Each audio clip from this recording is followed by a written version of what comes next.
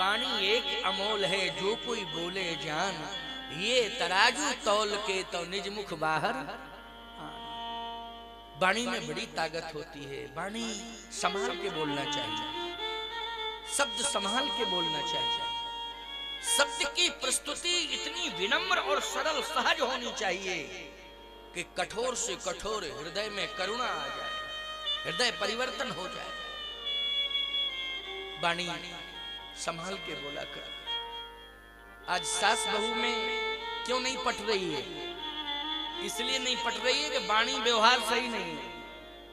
वाणी व्यवहार सही नहीं है। कभी कभी बहू की वाणी सास को अच्छी नहीं लगती, तो कभी कभी सास की वाणी बहू को अच्छी नहीं लगती। और ज्यादातर खाने पीने की व्यवस्था में बातचीत हो जाती है। हाँ, तो थोड़ा सा तुम ही परिवर्तन कर लो माताओं। जैसे भोजन बनाती है बहू और पाती है सास, नियम तो यही है। वो बात अलग है कि सास बनावे बहू पावे, ये अलग बात है। लेकिन नियम तो ये है कि बहू भोजन बनाती है वो सास पाती है। मान लीजिए बहू ने भोजन बनाया, उसमें नमक ज्यादा हो गया, सास के सामने थाली आ गई। सास ने जैसे ही ग्रास मुख में रखा, नमक ज्यादा था, तो एकदम कहने लगी, हम जानवर हैं क्या जो इतना नमक डालती हैं? पशु समझ रखा है हमको, ऐसा भोजन हमें पसंद नहीं। आज के बाद तेरे हाथ का भोजन नहीं करूंगा, भोजन अलग बनाऊंगा। तेवर तम जाते हैं बहू के भी। वो भी सोचती है नहीं खाना है मत खाओ, बना वाला नहीं। थोड़ा सा संभल के बोल दो, बहू वाह कितना सुंदर भोजन बनाया तूने। लेकिन मैंने एक विशेषता देखी, आज बहू तेरी सास कहे कि और सब मामलों में तू कंजूस है, नमक डालने में बड़ी उदार है। क्यों? बहू शर्मिंदित हो जाएगी कि नहीं हो जाएगी बोलो? और परिवर्तन करने की कोशिश करेगी कि नहीं करेगी? है? थोड़ा सा शब्द ही तो संभालना है। लेकिन कथा सुन रही हो, फायदा यही हुआ कि कैसा बोलना चाहिए, कैसा बोलना चाहिए। वाणी ऐसी हो कि बाण दूर हो जाए। आज लक्ष्मण जी के हाथ से बाण गिर गया। भरत जी की पाहि माम पाहि माम पाहि माम, पाहि नाथ कहे पाहि गुसाई, भूतल परे लकुट की नहीं। बचन सप्रेम लखन पहिचाने, भरत प्रणाम करत जिय जाने। और लक्ष्मण जी ने धनुष बाण फेंक दिया, दौड़ लगाई, और जहां प्रभु राम बैठे थे कामता नाथ पर, कामदगिरि पर्वत पर, वहां पहुंच करके लक्ष्मण जी ने अपना मस्तक प्रभु राम के चरणारविंदों में रख दिया। लक्ष्मण जी की अश्रुधारा से भगवान के चरण गीले हो गए। भगवान भाव समाधिस्थ थे। जैसे ही नेत्र खुले, लक्ष्मण जी रो रहे थे। भगवान ने कहा, लक्ष्मण प्रणाम भी कर रहे हो, रो भी रहे हो, कारण क्या है? लक्ष्मण जी ने कहा, प्रभु आज मैं प्रणाम नहीं कर रहा हूं लेकिन रो रहा हूं, और मुझसे बहुत बड़ी भूल हो गई है, मैं प्रायश्चित करने के लिए आया। भूल क्या हुई कि मैंने भरत को क्या कह दिया? कुटिल कह दिया। बोलो भाई, यही भूल स्वीकार कर रहे हैं लक्ष्मण जी कि मैंने कुटिल कह दिया, ये भूल है।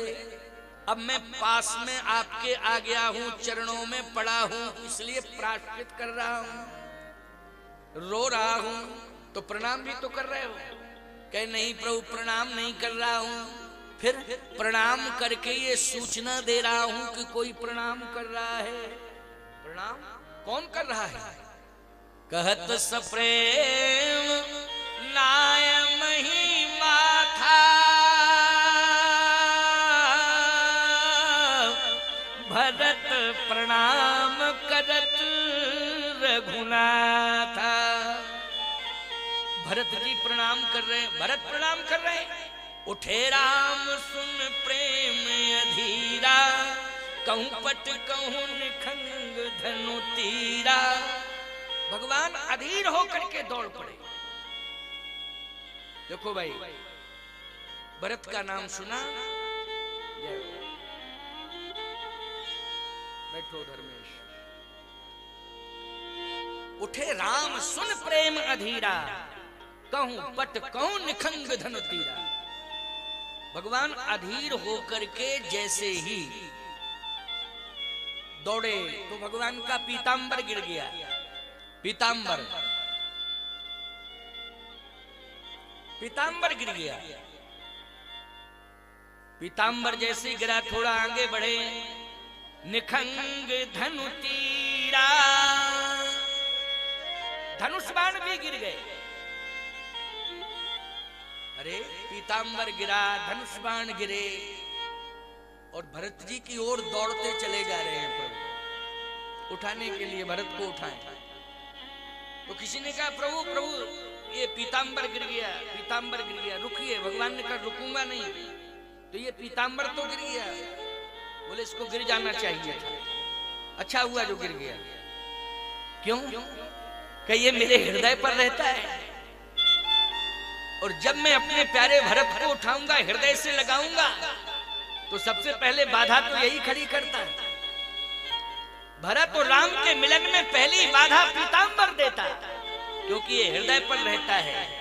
मैं अपने भाई को उठाता, हृदय से लगाता, तो ये हृदय पर पड़ा रहता, ये बीच में आके बाधक बन जाता।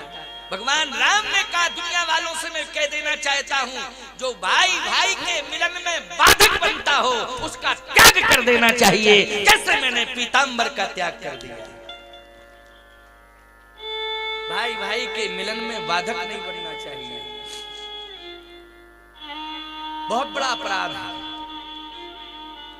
भाइयों को आपस में प्रेम से रहने दो,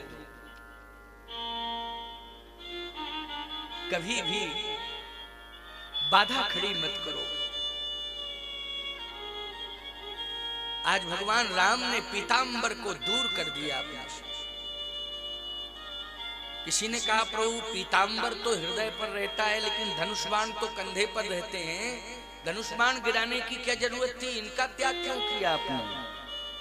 भगवान ने कहा ये धनुष बाण इनको भी अभिमान है, क्योंकि जितने भी बलवान थे जब मेरे सामने आते थे तो मेरे धनुष बाण को देख करके अपने अपने हथियार डाल देते थे। ये देखते थे धनुष बाण में बड़ी ताकत है। भगवान के धनुष बाण में बहुत बड़ी ताकत है कि बड़े बड़े बलशाली आए और हथियार लेके आए, लेकिन भगवान के धनुष बाण देख करके सब सरेंडर हो गए कि नहीं हो गए? सबने अपने अपने हथियार डाल दिए। भगवान राम ने कहा तो दुनिया के जितने बलवान हैं वो राम के सामने जब आते हैं तो राम के बल को देख के, राम के धनुष बाण के बल को देख करके अपने अपने हथियार डाल देते हैं। बड़े बड़े बलवानों ने राम के बल को देख करके अपने अपने अस्त्र शस्त्र डाल दिए, हथियार डाल दिए, लेकिन भरत के सामने जब राम जा रहा है तो भरत के प्रेम बल के आगे राम के भी हथियार गिर जाते हैं। कहूं पद कहूं निखंग धनु तीरा। तो बोलो प्रेम की ताकत सबसे बड़ी ताकत है कि नहीं? प्रेम की ताकत सबसे बड़ी ताकत है, प्रेम होना चाहिए। आज प्रेम बल के आगे प्रभु राम के भी धनुष बाण गिर गए। धनुष बाणों से किसी ने कहा कि अब आप आगे साथ दोगे क्या? क्योंकि यहां तक तो ठीक है, लेकिन आगे तो चुनौती आएगी, राक्षस आएंगे बड़े बड़े अस्त्र शस्त्र लेके, तो अब आपको तो दूर कर ही दिया, अब आप क्या साथ दोगे? क्योंकि आपका त्याग किया है राम जी ने, गिरा दिया, आपको नीचे डाल दिया। धनुष्बाण बोले ना समझ लोगो ऐसा नहीं। तो कैसा है? धनुष्बाणों ने कहा कि मेरे प्रभु ने मुझे नहीं गिराया, फिर हम तो अपने आप ही गिरेंगे। तो धनुष्बाणों से कहा अपने आप क्यों गिर गए? धनुष्बाणों ने कहा अपने आप हम इसलिए गिर गए कि मैंने देखा एक भगवान राम के छोटे भाई भरत हैं, जो पृथ्वी पर पड़े हुए हैं और हम अभागे कंधों पर चढ़े हुए हैं, ऐसी दशा में तो मुझे भी गिर जाना चाहिए। इसलिए कहूं पट कहूं निकंग धरती, जो चेतन को जड़ करे जड़े करे चेतन। बोलो आज भरत के प्रेम के आगे धनुष्बाण गिर गए कि नहीं गिर गए? किसके आगे गिरे जल्दी बोलो? प्रेम के आगे, भरत के प्रेम के आगे निषाद राज शरणापन्न हो गया था कि नहीं? भरत के प्रेम के आगे बोलो लक्ष्मण भी शरणापन्न हुए कि नहीं हुए? अस्त्र शस्त्र सब शरणापन्न हुए कि नहीं? यह है प्रेम की ताकत। बोले बरबस लिए उठाए उर, बरबस लिए उठाए उर, लाए कृपा निधान, भरत राम की मिलन लखी, बिसरे सब ही अपान। भरत जी को भगवान ने जबरदस्ती उठाया और जबरदस्ती उठा के हृदय से लगा लिया। हमारे यहाँ एक बहुत अच्छे रामायणी हुए हैं श्री गोस्वामी बिंदु जी महाराज। बहुत सारे संत विद्वान बिंदु जी का साहित्य, उनके गीत, उनकी कविताएं जरूर कहते हैं, छंद आदि दोहराते हैं। बहुत अच्छे संत हुए हैं वो गोस्वामी बिंदु जी महाराज। बिंदु जी का एक सुंदर चिंतन, संतों का भी इसमें मत जुड़ा है क्या? बोले भाई जब भरत और राम दोनों मिल रहे थे तो संतों ने कहा कि ऐसा लग रहा है कि प्रेम और प्राण दोनों मिल रहे हो। प्रेम और प्राण, तो क्या इसमें प्राण कौन है और प्रेम कौन है? बोले प्रेम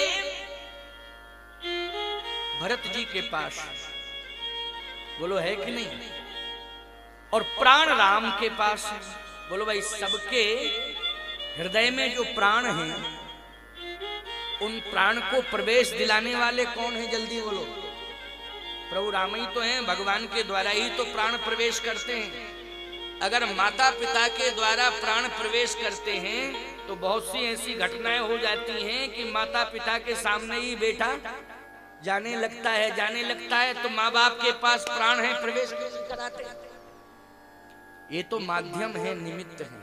बोलो प्रत्येक अंग की रचना में परमात्मा का योगदान है। नेत्र भी दिए तो परमात्मा ने दिए, ज्योति दिए नेत्रों में तो किसने दिए? परमात्मा ने दिए। प्राण दिए परमात्मा ने दिए, सब कुछ तो परमात्मा ने ही दिया है। प्राण, इसलिए प्रभु राम ही प्राण है और भरत प्रेम है।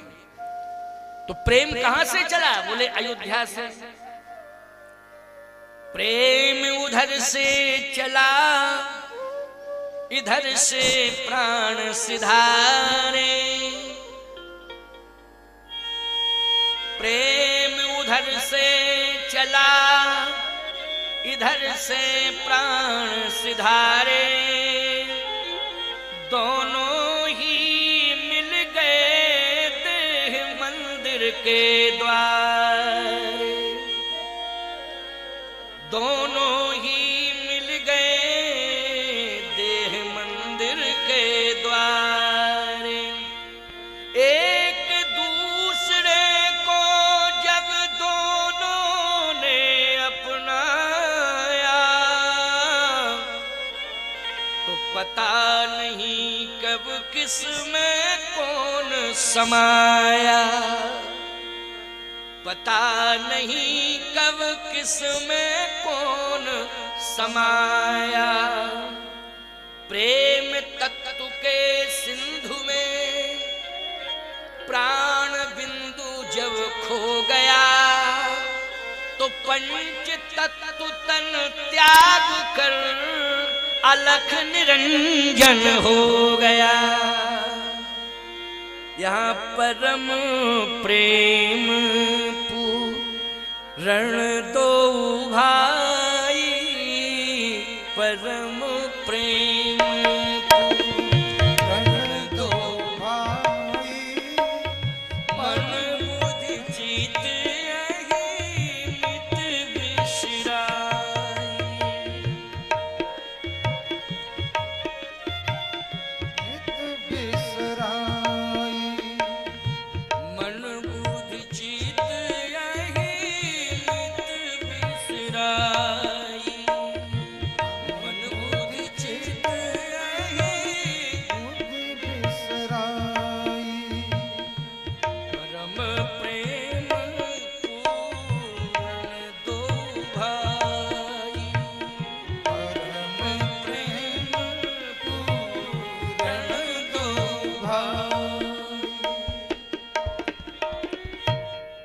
परम प्रेम पूर्ण दो भाई, मन बुद्धि चित्त अहिमित विशराई। आज राम और भरत का मिलन हुआ, मान लो प्रेम और प्राण दोनों मिल गए। ये प्रेम और प्राण का मिलन है, इसलिए चित्रकूट आज कौन सी भूमि बन गई? प्रेम की भूमि बन गई ना, प्रेम की भूमि। यहां प्रेम राज्य की स्थापना हो गई। अयोध्या में राम राज्य की स्थापना बाद में हुई, लेकिन प्रेम के धरातल का निर्माण चित्रकूट धाम में बन गया, इसलिए वहां प्रेम राज्य स्थापित हो गया। 14